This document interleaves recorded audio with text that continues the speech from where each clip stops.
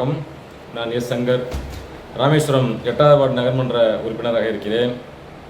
ராமேஸ்வரம் ராமநாதசாமி கோயிலில் ஹிந்து சமய அறநிலையத்துறையும் திருக்கோயில் நிர்வாகமும் பக்தர்களை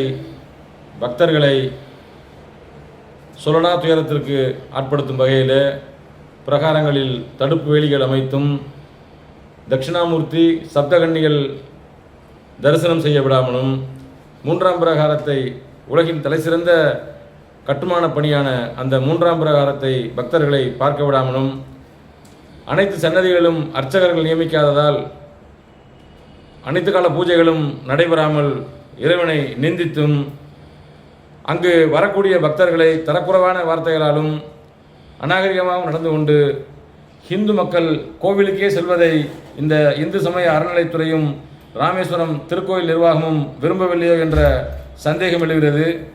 அதே நேரத்தில் அங்கு தலைமுறையாக கூலிக்கு பணியாற்றக்கூடிய, ஒரு காலத்தில் கூலி ஏதும் இல்லாமல் அந்த ராமநாத சுவாமி கோயிலிலே கொடுக்கக்கூடிய உண்டக்கட்டி என்று சொல்வார்கள், சோற்று கட்டி, அந்த கட்டிக்காக வேலை பார்த்த யாத்திரை பணியாளர்கள் குடும்பம் தலைமுறையாக அந்த கோயிலே சேவைகள் செய்து வருகிறார்கள்.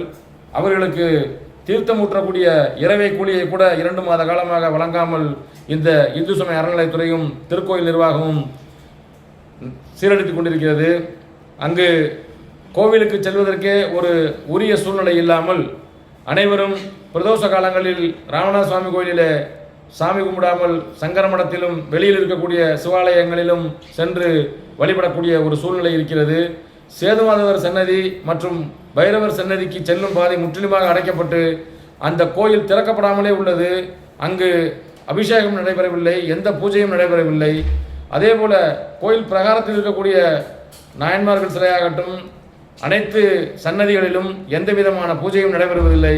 மொத்தத்தில் இந்துக்கள் இந்த திருக்கோயிலுக்கு வரக்கூடாது என்ற ஒரு நிலையை எடுத்திருக்கிறது இந்த இந்து சமய அறநிலையத்துறையும் ராமேஸ்வரம் கோயில் நிர்வாகமும்.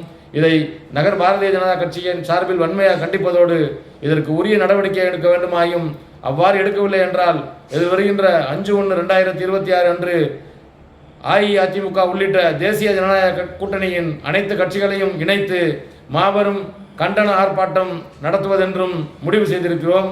கூடிய விரைவில் இந்த ஹிந்து விரோத திமுக ஆட்சி விலக வேண்டும்.